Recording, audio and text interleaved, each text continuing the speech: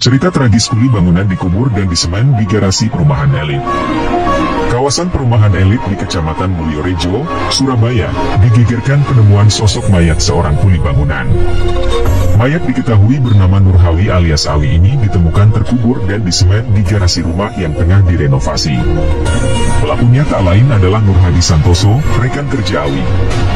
Ia dan Awi memang merupakan kuli bangunan yang tengah menggarap proyek renovasi rumah di kawasan perumahan elit di Surabaya itu. Pada awalnya semua pekerjaan berjalan lancar. Hingga akhirnya pada Rabu, 15 Oktober 2014 malam, secara tak sengaja kaki Nurhadi tersandung kabel lampu. Akibatnya, lampu di rumah yang sedang direnovasi tersebut mati. Padahal saat itu sedang ada lembur pekerjaan. Awi yang kesal kemudian memarahi Nurjadi. Tak hanya itu, Awi juga melayangkan pukulan 4 kali ke tubuh Nurhadi. Meski kesal, Nurhadi hanya diam saja dan tak melawan. Dimarahi dan dipukuli Awi rupanya menjadi dendam bagi Nurhadi. Ia lalu merencanakan menghajar Awi. Kamis, 16 Oktober 2014, sekitar pukul 17 WIB, Awi sedang duduk santai di teras rumah. Pekerjaan sudah selesai. Tukang lain juga sudah pulang dan hanya tinggal Awi dan Nurhadi. Keduanya memang selama ini tinggal di rumah besar itu, karena juga bertugas menjaga rumah selama renovasi. Tiba-tiba saja dari arah belakang terayun sebuah batu paving yang dilayangkan Nurhadi ke kepala Awi. Batu itu dipukulkan sebanyak 2 kali. Awi pun ambruk dengan darah berceceran keluar dari kepalanya. Kekesalan Nurhadi terhadap pria 23 tahun itu ia lampiaskan sore itu juga. Nurhadi lalu menyeret tubuh Awi ke ruang tengah. Dibiarkan saja Awi yang sedang sekarat itu di sana sambil ia berpikir mencari cara menghilangkan jejak. Nurhadi lalu menyeret tubuh Awi lagi ke dapur. Darah yang sempat tergenang di ruang tengah ia taburi dengan semen. Di dapur, Awi yang masih hidup itu mengerang kesakitan sambil berusaha menengadahkan kepala hingga darahnya muncrat kemana-mana. Mengetahui itu, Nurhadi sekali lagi memukul kepala Awi menggunakan paving. Tubuh Awi itu lalu diseret menuju septic tank yang ada di garasi. Nurhadi lalu mengangkat tubuh Awi dengan posisi kepala ada di bawah untuk dimasukkan ke lubang septic tank. Kepala Awi berhasil masuk.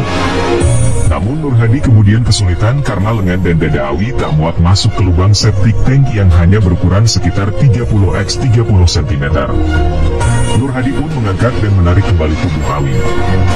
Nurjadi urung memasukkan tubuh Awi ke septic tank. Akhirnya Nurhadi menemukan cara lain. Ia mencongkel paving yang ada di garasi. Kemudian ia menggali lubang di situ sedalam 30 cm. Ternyata Nurhadi hendak mengubur Awi di lokasi itu. Nurhadi kemudian meletakkan tubuh Awi di dalamnya dengan posisi kepala berada di sisi selatan.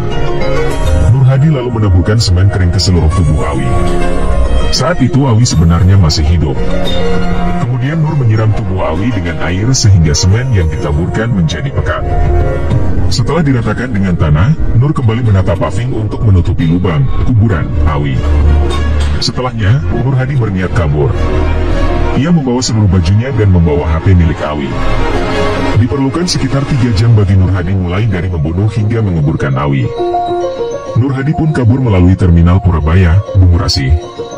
Setelah sempat pulang ke rumahnya di Jombang, Nurhadi lalu kabur ke Kasembon, Malang ke rumah temannya. Di sana, Nur sempat menjual HP milik Awi ke temannya seharga Rp50.000. Sejak saat itu keberadaan Nurhadi dan Awi menghilang.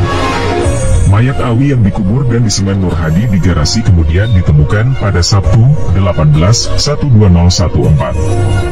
Mayat pertama kali ditemukan Yanto, mandor proyek renovasi rumah. Saat itu, Yanto tak sengaja mendengar bunyi ledakan, semburat, dari bagian garasi rumah. Setelah dicek Yanto, ternyata paving yang semburat itu berisi mayat Awi yang dikenali melalui bajunya. Penemuan itu segera dilaporkan ke Polsek Mulyorejo. Polisi dan tim Inafis dari Polrestabes Surabaya kemudian berdatangan ke TKP. Polisi lalu memastikan pria 23 itu tewas dibunuh. Ini setelah di bagian kepala ditemukan sejumlah bekas luka. Polisi selanjutnya memeriksa sejumlah saksi dan olah TKP. Dari keterangan saksi, diketahui Nurhadi juga turut lenyap berbarengan dengan hilangnya Awi saat proses pengerjaan proyek. Tak lama, polisi kemudian memburu Nurhadi. Ia kemudian terdeteksi berada di Kasembon, Malang. Ia ditangkap sekitar pukul 23.30 waktu Indonesia Barat. Pria asal Jombang ini kemudian digelandang ke Polrestabes Surabaya. Ia dijerat dengan pasal 340 KUHP tentang pembunuhan berencana.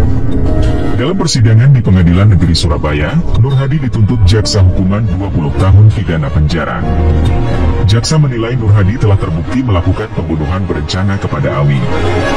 Mendapat tuntutan itu, Nur Hadi merengek ke hakim agar hukumannya diperingan. Ia berdalih usianya saat itu masih 19 tahun. Pada Kamis 23 April 2015, Ketua Majelis Hakim Pengadilan Negeri Surabaya, Harijanto membacakan amar putusan. Nur Hadi dijatuhi vonis 15 tahun pidana penjara atau lebih ringan 5 tahun dari tuntutan jaksa 20 tahun penjara.